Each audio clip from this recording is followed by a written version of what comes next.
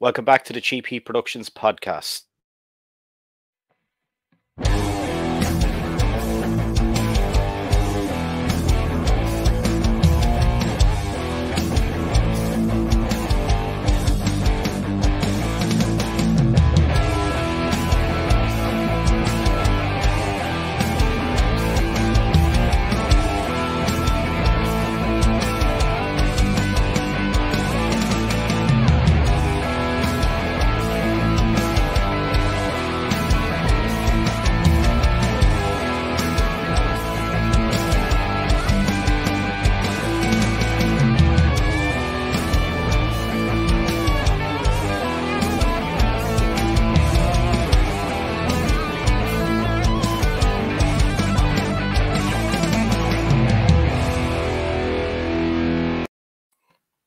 Okay, joined by a returning guest today, Devon Nicholson, as you know, from the Hannibal TV. How are you doing, man?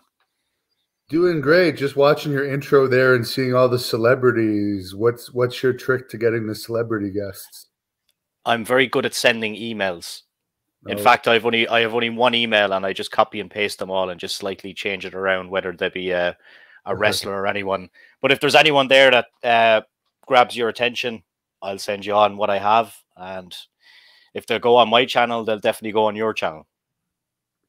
Sounds good. Yeah, that's an impressive guest list you've had so far. Happy to be part of it for the second time. Yeah.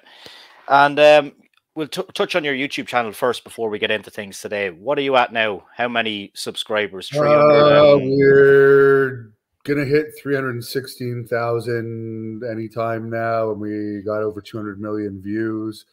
And on Facebook now, on our The Hannibal TV Facebook page, I think we got 75,000 followers now. So some of our videos actually do better on Facebook now than YouTube for whatever reason. So we put pretty much everything on both platforms now. Yeah, I've done a couple of live streams. I don't do too many live shows, but when I did, because my views are significantly lower than yours, we'll say, but then the ones that are on Facebook don't carry over to YouTube. And I just said, no, it's just going to be easier for me. I'll just stick to the one platform while I have the channel at this level anyway. Yeah, do whatever you feel comfortable with. But now that I'm doing this full time, pretty much, I do keep a part-time job just to get out of the house a few times a week. But I have the time to keep it going on both platforms. So yeah. So thanks for everyone that subscribes to The Hannibal TV on YouTube or Facebook. And we're on Instagram and Twitter at The Hannibal TV as well. Yeah. And when you're looking at your YouTube channel, like for me now, of being a smaller channel, I will look and I'll say, right, I've got 170,000 views I have now. And this channel's been going a little over a year. So what I do is kind of like, right, by Christmas time, I want to have 250,000 views. Do you set yourself targets and goals like that? Yeah, I definitely want to have, I want to be creeping up on 500,000 by Christmas time for sure. I have a few plans in the work for that, including, as people may have heard, right now we're working on a Blood Hunter movie that we're planning to produce in June. So, well, the movie will not air on YouTube, maybe YouTube movies, because it's going to be there's going to be some nudity in it and some other scenes that YouTube might be a bit fickle about. So we will post clips of that on there too. And I think that that and the publicity from the movie is going to help the channel grow more. And of course, I'll be getting more interviews and posting more match videos. But right now I have a company, Great North Wrestling, but they're just literally today, they're starting to get rid of the more of the COVID rules here in the province I live in. So I've been taking a break from promoting events because I just don't want to deal with the regulations that make it even harder than it already is to make money on independent wrestling. Yeah, especially with cancellations. And then if you're flying guys in from different countries and they have restrictions coming in and they have to isolate and things like that. Like I'm coming to America now in a few weeks well, it'll be this week when it comes out for WrestleMania, and I have to do a test, a COVID test, 24 hours before I leave, and I Yeah. just have that fucking feeling that I go to get this test and I'm going to have it and I won't be able to go. Yeah, and Canada's You know? even a little bit more strict than America for getting in. But up until today they finally got rid of the mask rule. It was still in effect, and there was a bunch of other rules that made me cancel the event we were actually going to put on next month, because I put on an event last year and they actually changed the rules after I booked the event and spent a lot of money on advertising for it. So we were basically already at capacity before the advertising even played. So it was just a nightmare, where in reality there should have been a lot more fans allowed to attend. But it's just that's why I'd rather invest in a movie right now. Yeah, Till and this we're goes gonna on.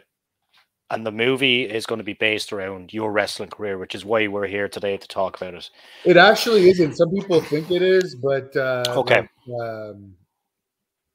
I won't reveal too much about it. But the Blood Hunter wrestler is going to kind of be a character in it, but it's not going. Devon Nicholson is not going to be a character in the movie. It's going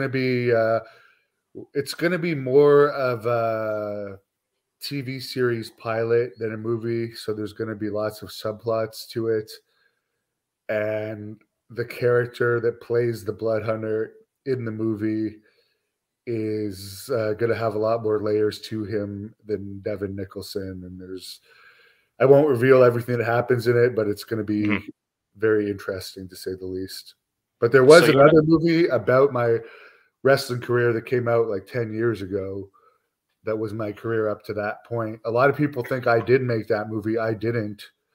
It was a guy named Maximilian Moscow, and that movie ended up winning 3 awards at the LA Movie Awards. But yeah, that was more about the struggles I had gone through in my wrestling career up to that point. But he had been following me around for a couple of years, gathering footage for that movie. Yeah, and it's very good as well. I'd encourage people to check it out, and we'll stick it underneath this video. But in terms of you being wanting to be a wrestler, like when did that come into your thoughts as a young man? I always wanted to be a wrestler. There was no point that I didn't want to be a wrestler, because my mother was pretty much a stay-at-home mom, and for some extra income when I was young, while she was looking after me, she babysat another kid, and this kid was about 4 or 5 years older than me, maybe 6 years older than me, and he was a super wrestling fan. So he was automatically talking to me about wrestling, like from the time I was able to talk, and had the figures and stuff, and would always bring over the VHS tapes of Saturday Night Main Event. So I was pretty much always a fan. And as a lot of kids wanted to be wrestlers when I was a kid, because it was during like the 80s boom of wrestling. Yeah. And I just never grew out of it. I stayed a fan, and I stayed a fan through the period when it wasn't cool to be a wrestling fan, and you'd actually get made fun and picked on for being a wrestling fan. Yeah. So yeah, I never really changed. I went into amateur wrestling because I always heard that amateur wrestling would help you be a professional wrestler. So a lot of people think I got into pro wrestling because I was successful at amateur wrestling. No, I just knew that Bret Hart had done it, Bob Backlund had done it, lots of successful wrestlers had done it. So I just thought of it as a tool to become a pro wrestler.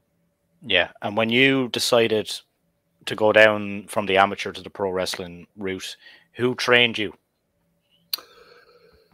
Well, it was a bit of a long story. I actually, this is the part where, in retrospect, I guess I'm happy where I'm at now, but I think I would have had a way different career if I had just stuck with amateur wrestling because I had two scholarships coming out of high Yep. school. I was national champion in high school and the equivalent of state champion. And I was undefeated in high school competition my senior year, and not only undefeated, but like I destroyed competition because my senior year in high school, I was also doing open university tournaments. So, like when you're a high school kid having to amateur wrestle men in university, like you lose all the nerves when you have to face high school kids. And I actually won, or I medaled at 3 of those university tournaments in high school. So I was pretty well recruited, and I had scholarship offers. But around May or June of my senior year in high school, there was a show starting called Mat Rats that Eric Bischoff was involved with. And keep in mind, WCW just closed in March of that year. This was 2001.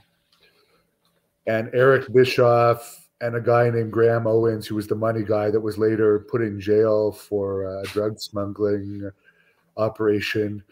But they were doing this show called Mat Rats that the Hart family was involved with. Like Harry Smith was in it, Ted Hart, Natalia, Vic Richter was in it, Randy Myers, who's had some success recently in some American promotions. There was some good talent involved with it, and the whole thing with Eric was because he was saying like everyone in WCW was old, and he was always getting slack from people saying he made it with old wrestlers, that he wanted to do it with young wrestlers this time, and he was going to do this show that he was hoping to get on MTV with all like kid wrestlers that were still teenagers, and I think I was 17 at the time. So it was all in the wrestling news that they were looking for kids to be in this show, and there was an email address where you could send videos, and I believe I sent some of my amateur wrestling matches, and I sent like a wrestling promo, and they accepted me into this, and they flew me to Calgary for a few weeks where we trained to do one match, and they were supposed to pay us. They never paid us, but when I went out there, I caught the wrestling bug because we were still part of this pilot, and Jason Hervey was Bischoff's partner from the Wonder Years. So it was like, I was like thrown right into the wrestling business. I was around the Hart family, and I was as big a fan as you could get. So it's like, do I really want to go to school, which I never really liked school? Or should I move out to Calgary and be part of this and train more on how to be a wrestler and so forth? So I made the decision, which my parents took years to forgive me for, was to turn down my scholarships and move to Calgary, which I ended up, because Mat Rats never happened, it fell through. I ended up running out of money after about 3 or 4 months. So I then came back and lived with my parents and saved up for a year to go back to train with the Harts for a longer period of time. And in the meantime, I trained with Jacques Rougeau, who had a school in Montreal. So I would commute from Ottawa here, which is about 2 hours from Montreal, to train with Jacques Rougeau. And I did some of his shows. But although his training did teach me a lot, and Kevin Owens was also there at that time, although he had been there before me.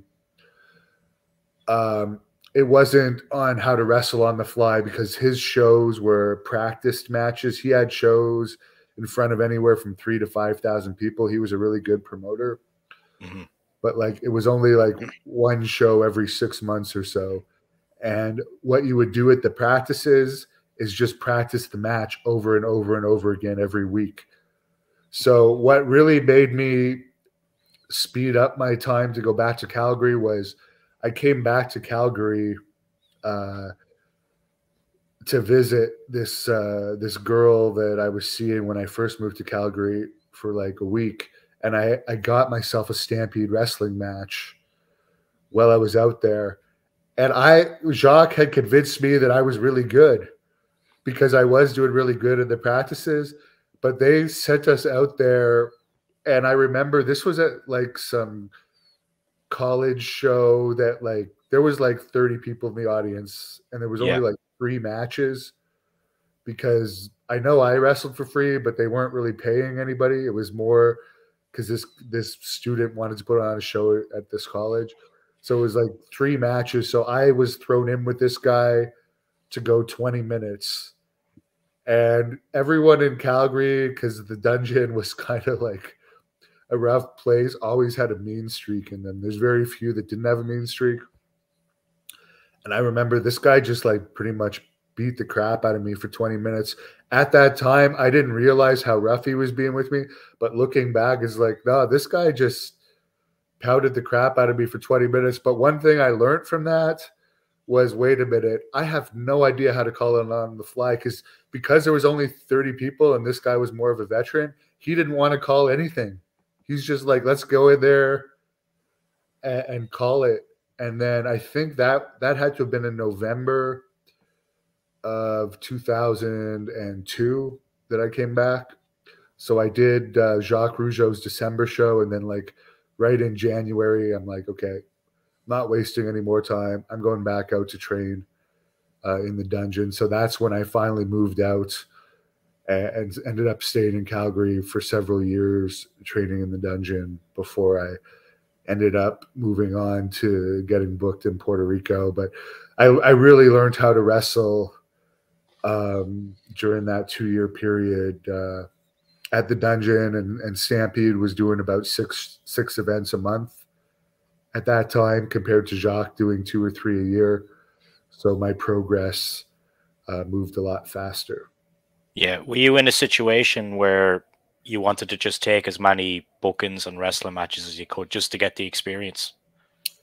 Yes. And also with the dungeon, there was 3 practices a week. And as I've said, the dungeon mats were just mats on the floor. So you learned how to bump. I've never been injured really.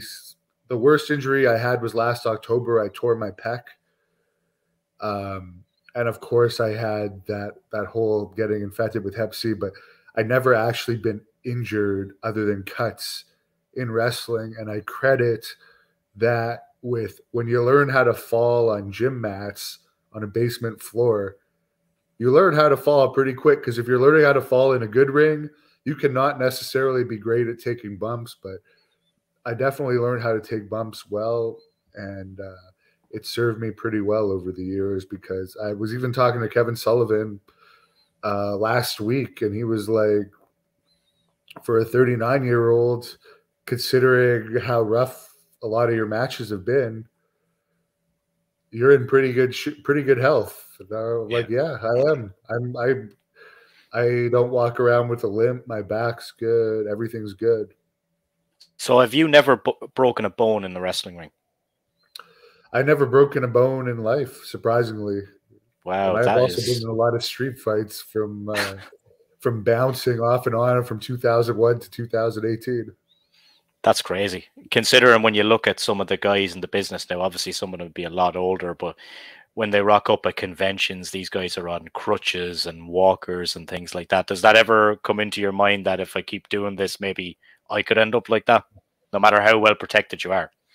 Well, at this point in time, yes, and that's why I'm happy being a YouTuber right now. I'm still going to wrestle here and there, but I kind of lost my passion for wrestling, because it's not, as we said at the start of this, I liked 80s wrestling and then I liked 90s wrestling. That's the type of wrestling that I wanted to be growing up.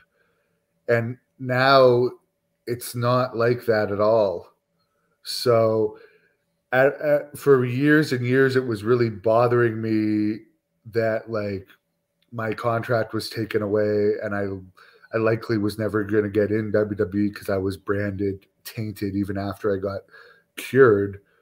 But in recent years, I've come to the realization that, wait a minute, I've wrestled a hell of a lot of guys I grew up idolizing without even Yeah. being in WWE.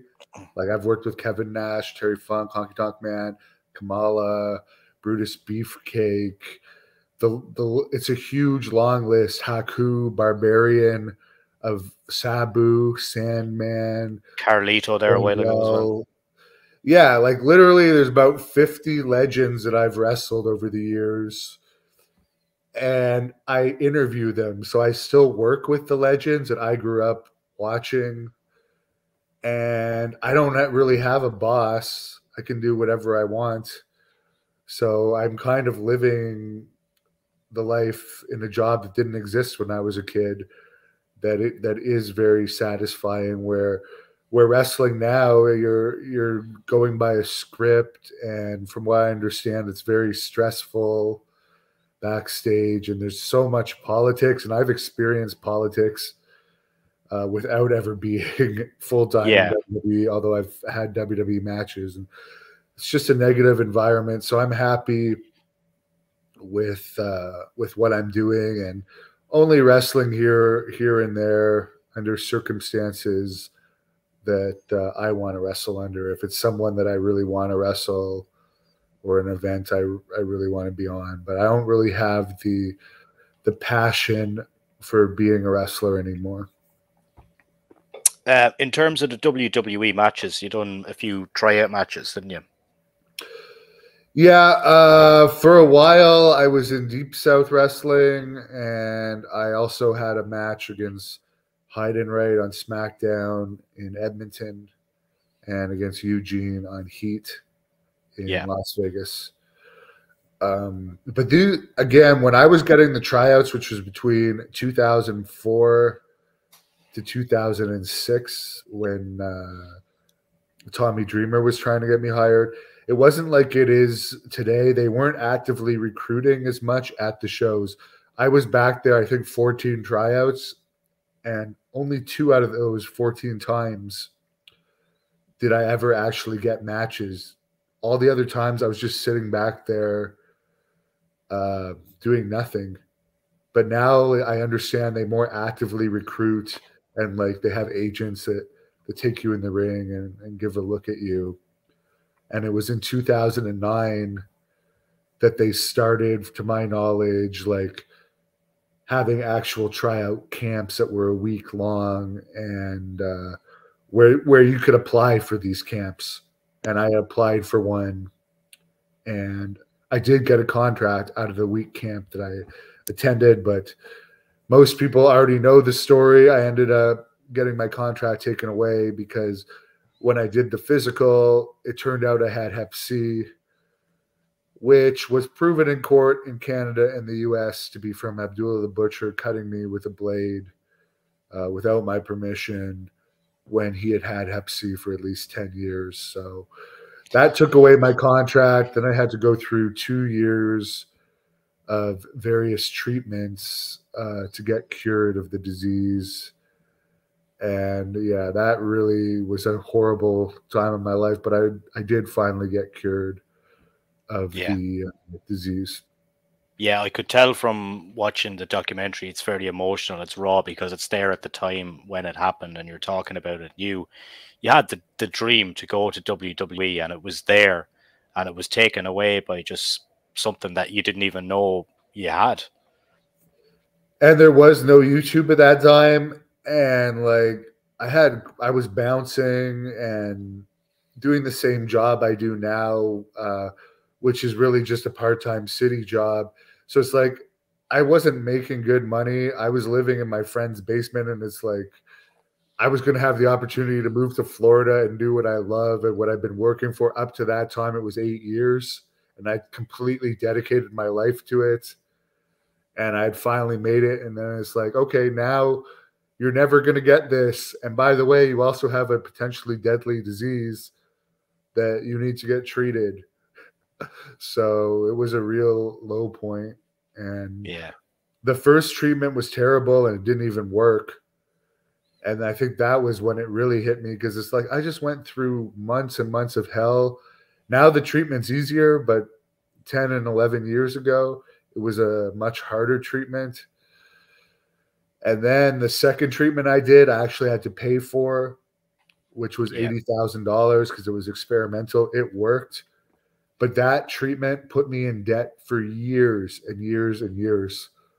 So it was hell. And yeah, we did win in court. But I think up to this point, there's almost 150 grand in legal bills, which, by the way, I'm still paying legal fees towards that case and not a penny collected. So that whole situation was just a nightmarish situation. And a lot of people are will hold it against me if I Yeah. blade now or something. And Yeah. it's like, I didn't catch the disease from blading. I caught the disease by a guy that knew he had it for 10 years, cutting himself with a blade, putting a razor blade into his head, then taking the same infected razor blade and putting the razor blade into me, which is just like sharing a needle. It's far worse than one person just bleeding out. That was a very rough match as well. Yeah, and what he was actually found guilty for was negligence, assault, and battery, and it was negligence because he knew he had Hep C, and even if he didn't know, you don't have to be a brain surgeon to know you shouldn't be sharing razor blades.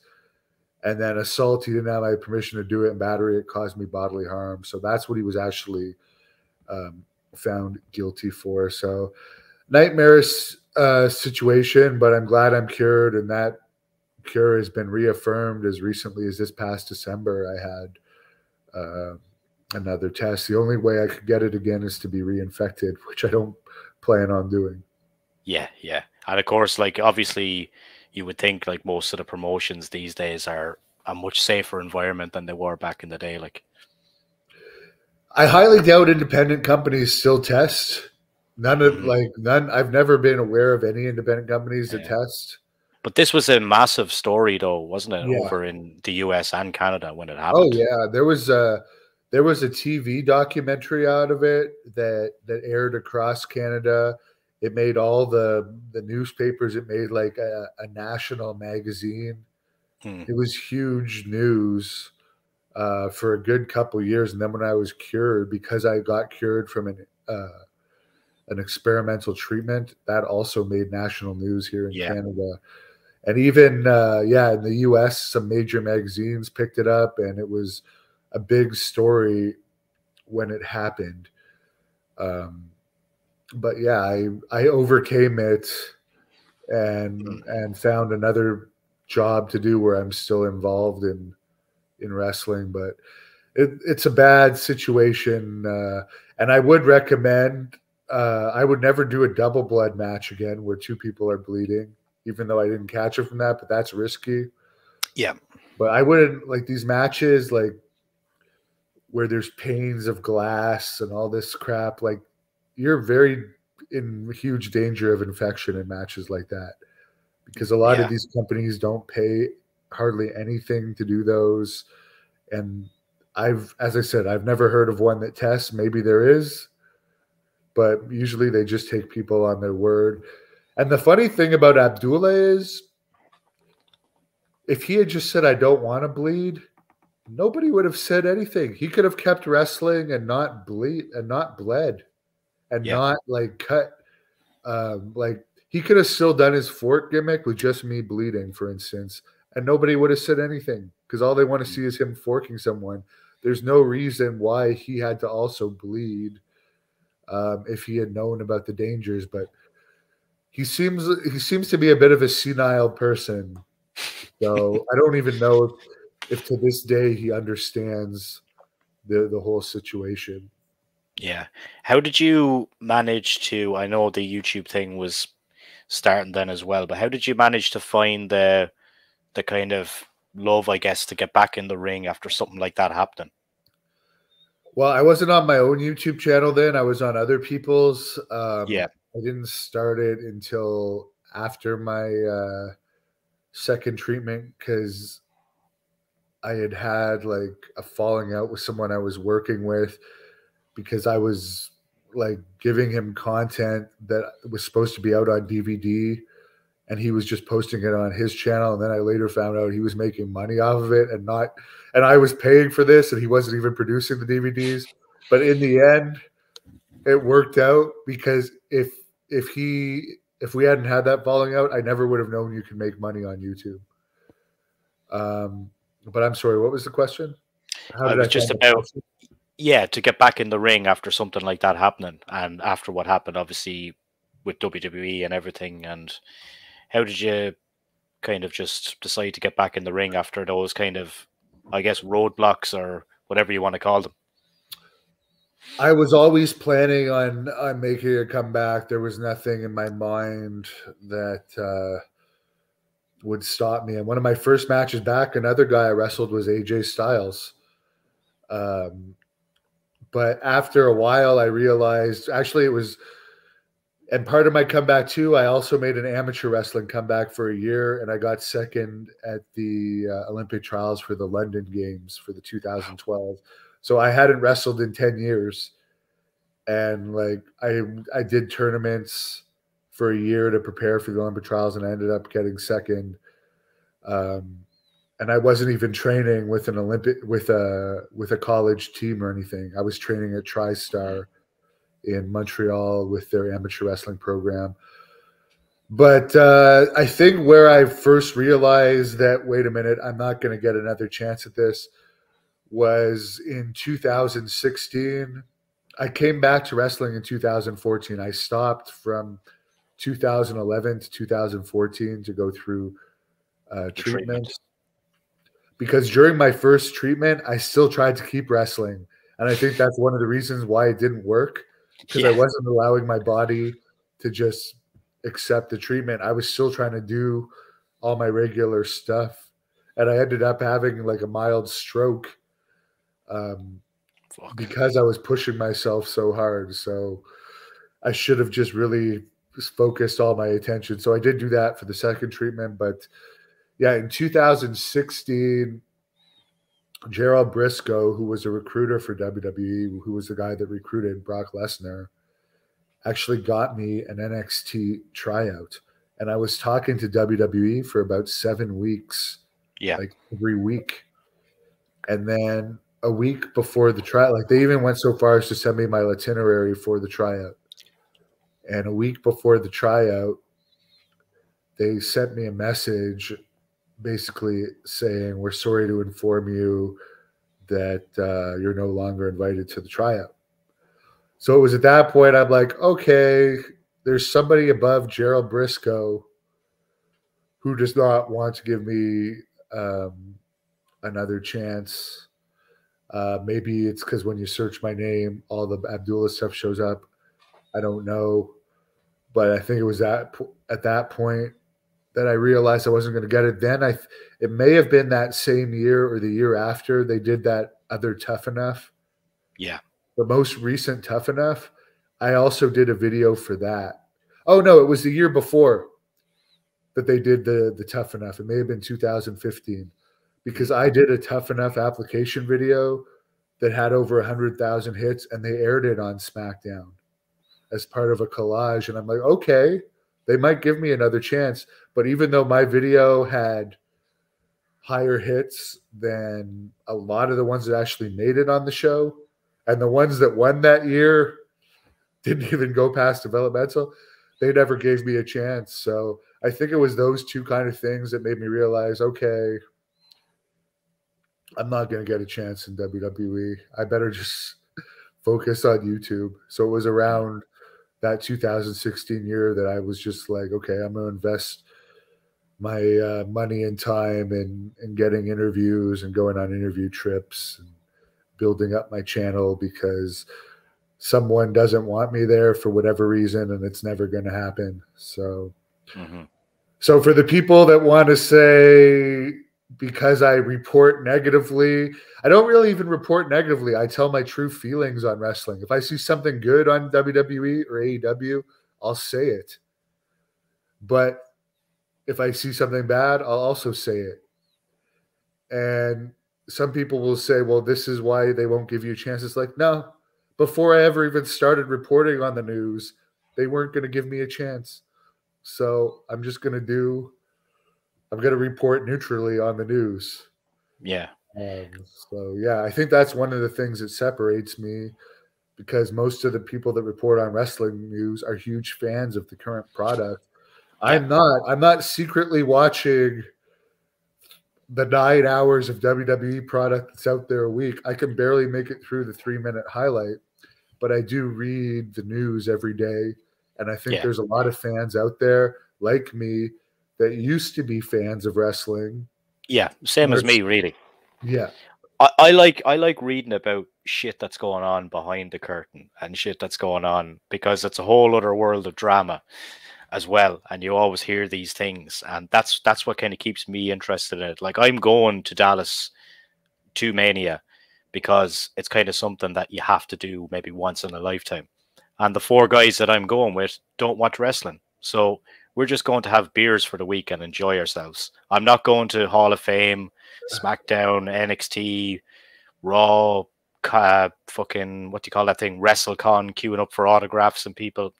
No interest. Just go for the two big shows. I wish it was still only one show. I'd prefer one night, Yeah. and then we'll fill the rest of our time having some fine beer and whiskey for the week.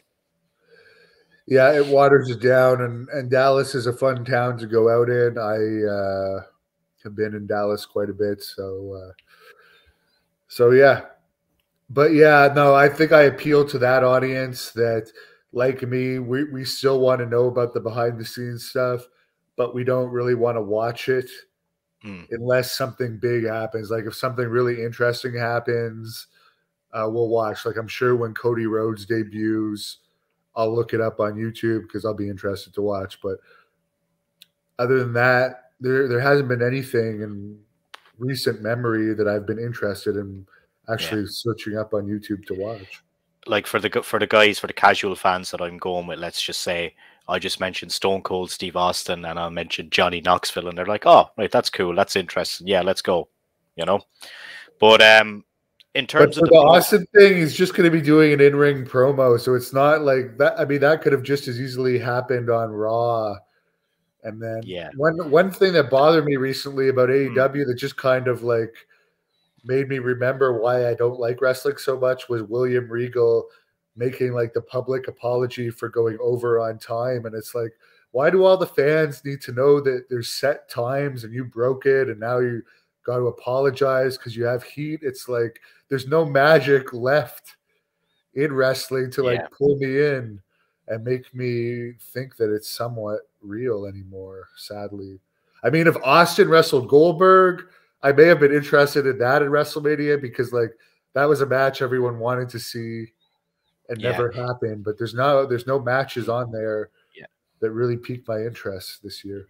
The only thing that interests me about the Austin thing is I seen him doing some interview on American, maybe it was a podcast or television the other day, and he said, "I've been working on my cardio, blah blah blah. I've been hitting the gym, okay, and I haven't done this in 19 years." But like he has been back within those 19 years. Like 19 years ago, he had that match against The Rock.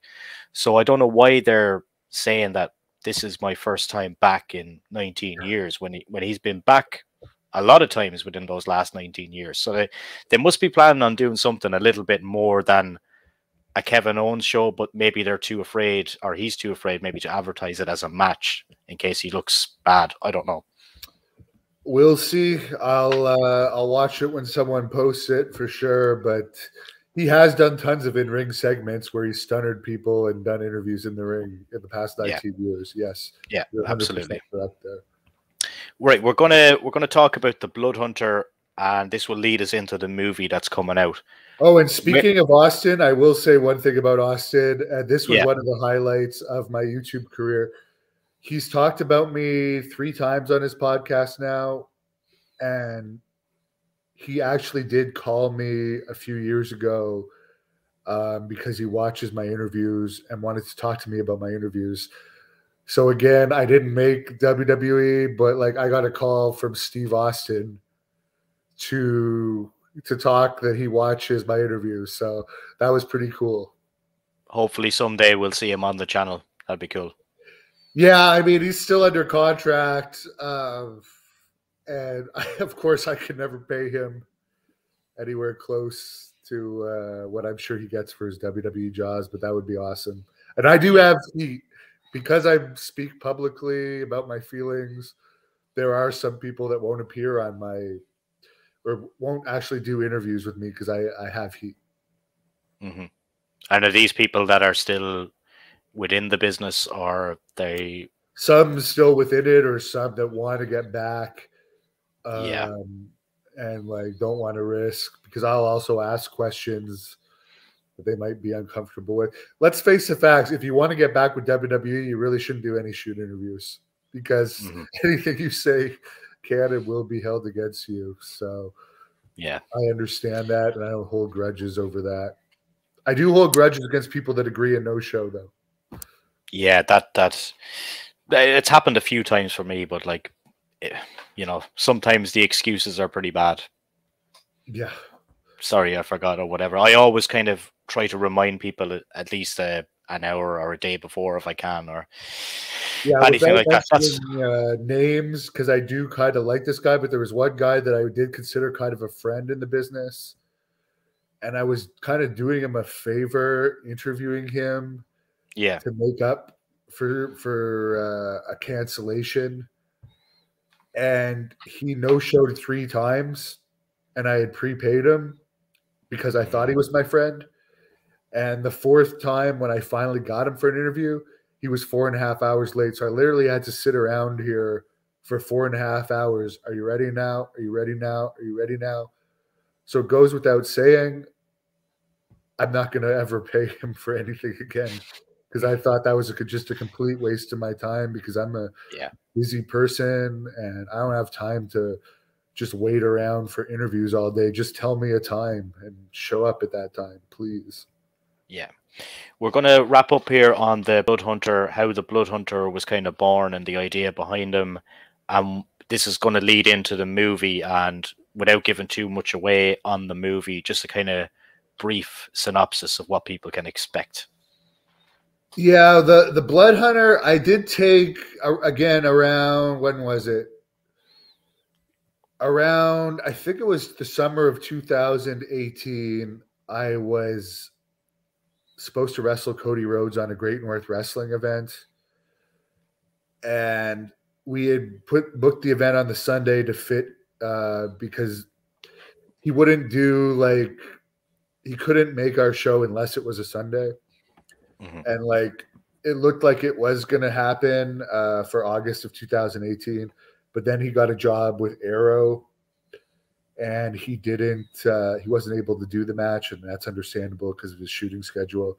Yeah. So I decided, because I'd been training at kickboxing for a while by then, that I would just have a kickboxing match. So I did take about 2 years. The last match I had as Hannibal was in May of 2018. I defeated PCO.